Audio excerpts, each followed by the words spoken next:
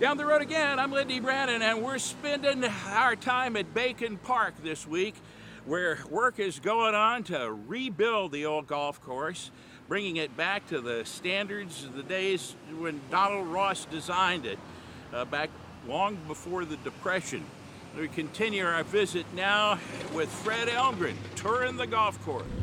These piles of sand that you see on the left, that's the medium that will be placed on the greens to grow the grass. It's a special mix of sand and peat moss, and where we were looking on the other green a few minutes ago, this sand,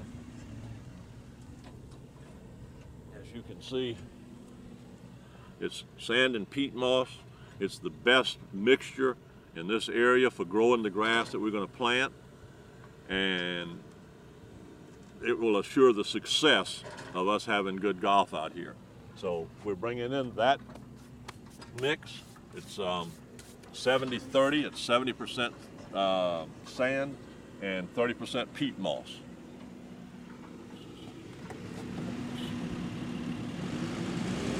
I call this a heavy-duty job going on with 2 excavators and a bulldozer sitting here. We've got a golf architect by the name of Richard Mendel. He is considered to be one of the leading Donald Ross restorers, but he builds golf courses on his own all over the world. He just got done building a couple of golf courses in China. So he's highly respected. In fact, he's being interviewed almost every day up there in Pinehurst this week with the USGA Open going on. He's also an expert on what we call affordable golf. He is a leader in that because he knows how to build a golf course at a price that an owner can afford to spend. And the golf course that he builds is able to be maintained at a reasonable price once it's open. And what that means is we then can provide affordable golf to the citizens of Savannah and the area to come out here and play.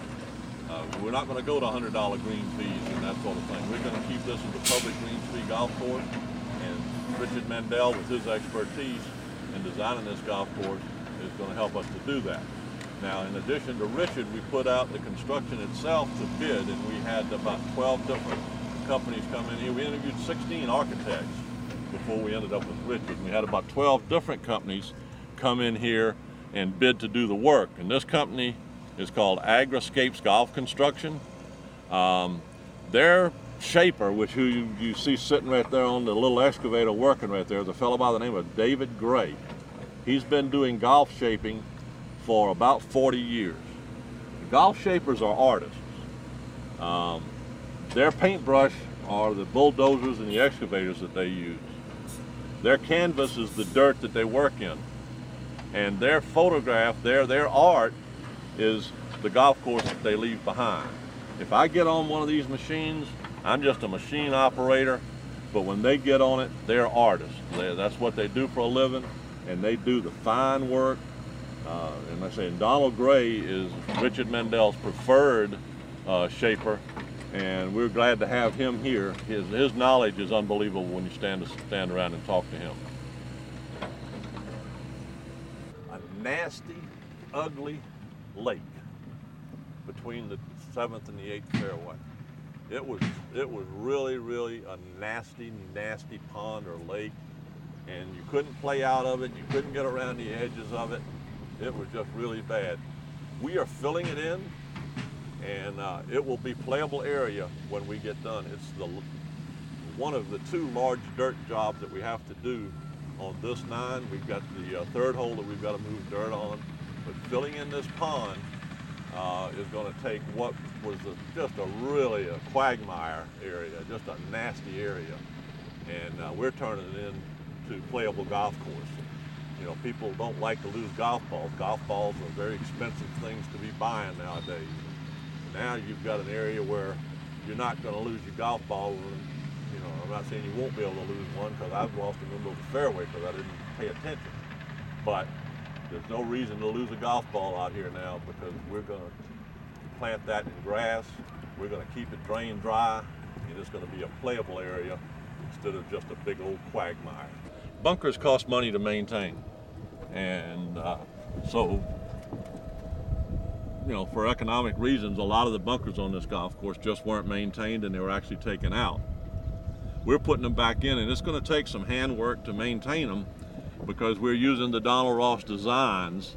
And back in his day, there were no machines to maintain bunkers. They were all hand raked and so forth. Anyway, so he didn't worry about certain surfaces being a certain way to make it easy to maintain, because they were going to have to be hand maintained anyway. Yeah. And so what we see out here are bunkers that are just in the natural area. They're not necessarily great big bunkers, but they're bunkers that once they're completely smoothed in will be very playable. And this bunker was not here when we took over the golf course. The next bunker up here was not here when we took over the golf course. And then there's one up here on the right side of the green that we're putting in, and it wasn't here when we took over the golf course.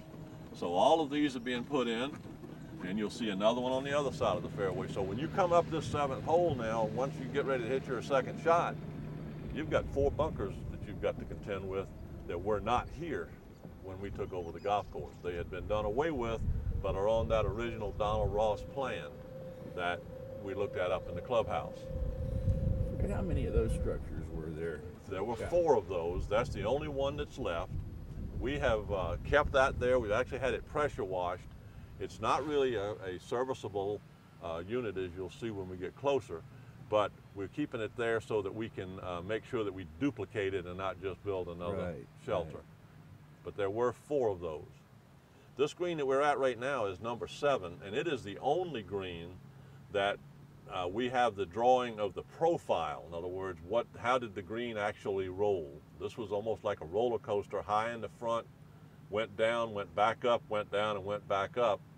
And but this is the only green that we actually have that profile from Donald Ross. So we know that this green will be the Donald Ross intention. The rest of it, we're having to just look at the land, and that's what's so important about a Donald Ross architect and a Donald Ross shaper. They've been on a very large number of Donald Ross golf courses, and therefore they know what he normally did with a piece of land. And so Donald Ross always picked out the natural land, because when he built his golf courses back in the 20s, he didn't have these bulldozers. The best thing he had was what we called a mule pan. It was a couple of mules pulling something that scraped the dirt off the ground, and you had yokes of oxen plowing, and you had hundreds of men out here with shovels and rakes working on the golf course.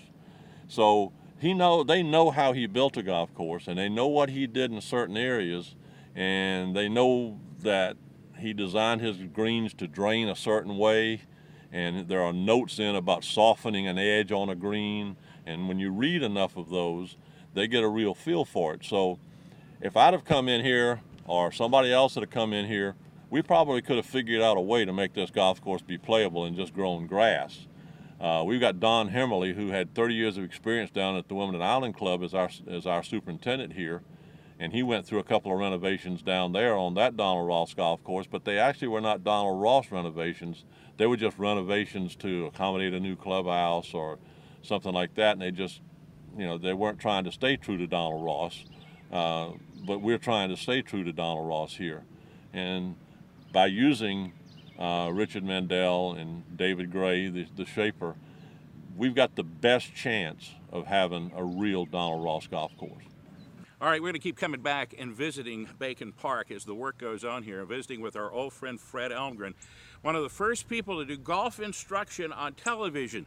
Fred and I have told that story before on WSAV and on WJCL, and a couple of times I think even during St. Patrick's Day parades. But in our next visit out at Bacon Park, I'll get Fred to give you a little example of the old video golf lessons that he used to do on Channel 3 on the 3 for the Show program back in the early 60s. And as so much of television has turned out to be true, none of that stuff got saved. Too bad, too bad. All right, thanks for watching. Down the road again, we're back 1 week from today with another broadcast. Some of the stories and things happening to people you know right here in the Coastal Empire and Low Country. 6 o'clock next Saturday night, Savannah's CW. I served the military for 9 years. It's hard to adjust coming back. It's like, hey, I'm kind of shutting myself off from the rest of the people around me. Sergeant First Class, I couldn't stop crying. When I finally said I have something going on. Well, maybe I should go get some help too. And look at me now. Combat-related stress symptoms affect 1 in 4 returning vets. Call the number on your screen to learn more about how you can get help for yourself or for someone you care about.